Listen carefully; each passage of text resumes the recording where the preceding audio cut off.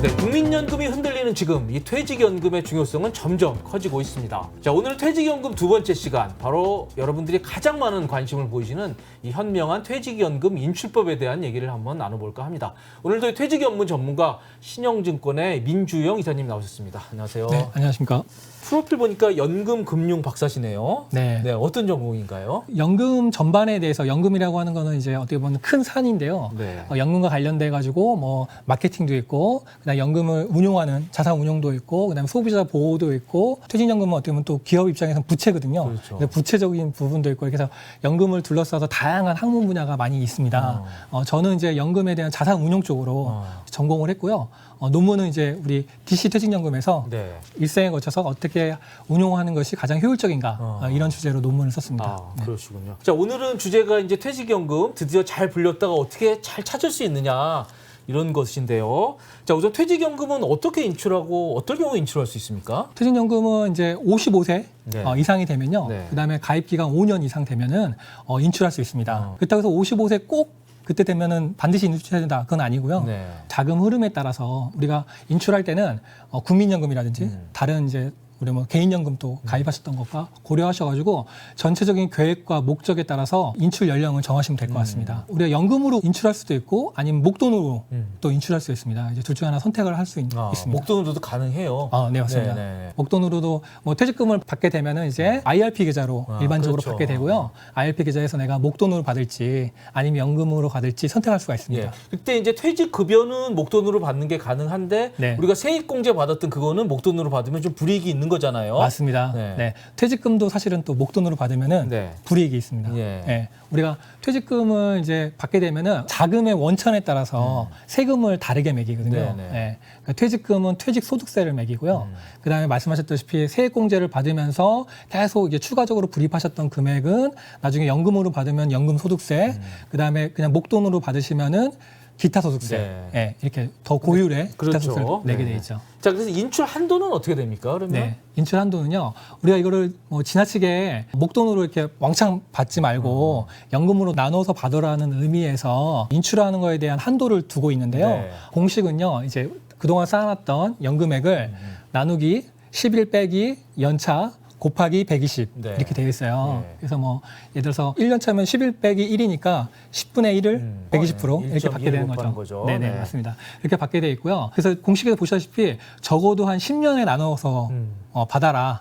그걸 권장하는 네, 네. 그렇게 연금 한도를 두고 있죠. 예. 그래서 한도 내에서 받게 되면은 낮은 세율의 연금소득세나 네. 아니면 퇴직금 같은 경우는 퇴직소득세를 할인해 주는데요. 만약 그 금액을 넘어서 받을 경우에는 퇴직소득세를 할인해 주지 않거나 아니면은 기타 소득세로 고율의 기타 소득세 내게 돼 있는 거죠. 예. 그러니까 그 수령 방법에 대해서 법이 엄격하게 정해놓고 한꺼번에 목돈을 받지 않게 연금으로 좀 쪼개받게 이렇게 이제 구성을 해놨고요. 그리고 꼭 55세부터 받아야 되는 건 아니고 천천히 받아도 시작을 해도 되는데 네. 그럴 경우에는 이제 수령 한도가 좀 높아지더라고요, 공식상. 네네, 맞습니다. 자동으로 이게 연차가 올라가기 때문에 네네. 그럴 경우에 이제 그렇다 이렇게 생각하면 될 것 같습니다. 자, 저희 채널에서도 조금 이 댓글에서 논란이 되곤 했는데 네. 55세부터 찾을 수 있으면 일단 찾기 시작하는 게 좋다라는 의견도 있고요. 네. 굳이 먼저 찾아봐야 뭐 세금만 먼저 낸다. 천천히 과세 이연 효과가 있으니까 네네. 천천히 찾는 것도 좋다. 이런 논란들이 뭐 사람마다 다른 거죠. 그러니까 네네. 이사님 어떻게 보세요? 일단은 인출에 대해서 내가 어떻게 할 것인가라고 할 때는 퇴직연금만 딱 두고 보기보다는요. 아까 말씀드렸다시피 국민연금, 그다음에 개인적으로 가입했던 개인연금 또는 뭐 공무원이시면 공무원연금 이런 것들 모두 그다음에 기타 내가 노후에 사용하기 위해서 쌓아뒀던 자산들 이런 것들 모두 다 놓고 이제 계획을 짜는 겁니다. 네. 내가 노후 생활에 중요한 게 무엇인지 자산이 많은 분들 같은 경우는 그 중에서 일부를 상속이나 증여를 할 수도 있고 그렇죠. 아니면 일부는 또 어떤 분은 내가 젊었을 때 그동안 이제 현역에 있을 때 너무 힘들었으니까 퇴직하고 나서 좀 여행도 다니면서 초기에 좀 돈을 많이 쓰겠다 이런 분도 계시고 아니면 어떤 분들은 퇴직하고 난 다음에 좀 조용히 있다가 나중에 노후에 아플 수 있으니까 의료비로 많이 준비할 수 있다. 이렇게 사람마다 이 현금 흐름이나 노후의 어떤 자금 흐름 계획들 이런 것들 다 달라질 수 있을 것 같습니다. 네. 그런 거에 맞춰서 연금의 인출 시기나 연금의 자금 흐름을 이제 설계를 해야 됩니다. 그래서 뭐 하나만 놓고 딱 보기보다는 내가 지금 당장 뭘 인출하느냐, 국민연금을 인출하느냐, 퇴직연금을 인출하느냐 이렇게 보다는 종합적으로 설계를 해서 거기서 자기가 가장 맞는 것들을 찾는 게 중요한 것 같고요.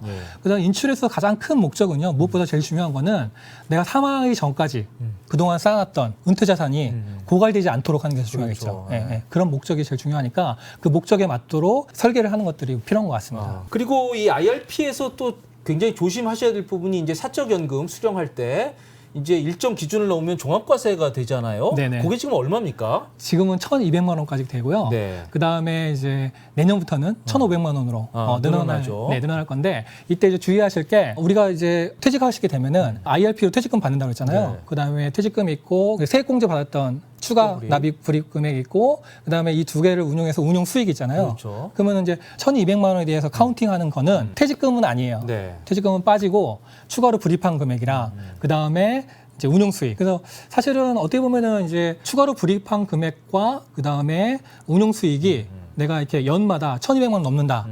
아주 많지는 않아요. 그렇죠. 너무 걱정하실 필요는 않고 사실 거액자산가들, CEO 하셨던 분들이나 이런 분들이 많이 해당되고요. 일반적으로는 너무 걱정하지는 않으셔도 되는데 다만 내가 혹시 이렇게 한번 산출해보고 연금을 받을 때 1,200만 원이 넘는 것으로 된다면 그때는 좀 받는 기간을 길게 늘리시면 됩니다. 그렇죠. 더 늘리시면은 그걸 피해갈 수 있습니다. 네. 그렇죠. 자, 그리고 또 하나 그겁니다. 우리가 IRP 잘 쌓았는데 만 55세부터 찾을 수 있는 거잖아요. 근데 네. 52세 꼭 돈이 좀 필요해요. 네. 그럴 경우에는 어떻게 방법이 없을까요? 중도 인출 문제인데. 네네. 중도 인출은 이제 몇 가지 경우에 한해서 이제 이루어질 수 있거든요. 네. 이제 근데 법에서는 예를 들어서 뭐 무주택자가 집을 산다든지 전세 자금이라든지 아니면은 질병에 걸린다든지 파산한다든지 어떤 몇 가지 조건으로 아주 예외적인 사유네요. 맞습니다. 네. 그래서 사실은 52세에 어떤 그 이외의 다른 방법으로 찾기는 쉽지 않고요. 만약에 이제 뭐 본인이 따로 추가 납입해가지고 했던 IRP나 이런 것들도 사실은 중간에 찾기가 쉽지 않게 좀 엄격하게 규제하고 있습니다. 예. 네. 그래서 아무튼 이 IRP는 정말 급한 사정이 없는 좀 여윳돈으로 해야 될 필요도 있다. 왜냐하면 찾기가 너무 어렵기 때문에 네네. 그것도 맞는 얘기인 것 같습니다. 네. 자, 오늘의 마지막 질문. 이거 굉장히 많은 댓글이 달리던데 그 우리가 55세가 돼서 IRP를 일단 찾기 시작했습니다. 그런데 네. 아직 직장을 다니고 있어요. 그래서 네. 찾기도 하면서도 또 세액공제도 또 받고 싶다. 이거 방법이 있습니까? 그래서 사실 퇴직 전에 IRP 계좌를 좀 복수로 만드실 거를 많이 권하고 있어요. 보통 이제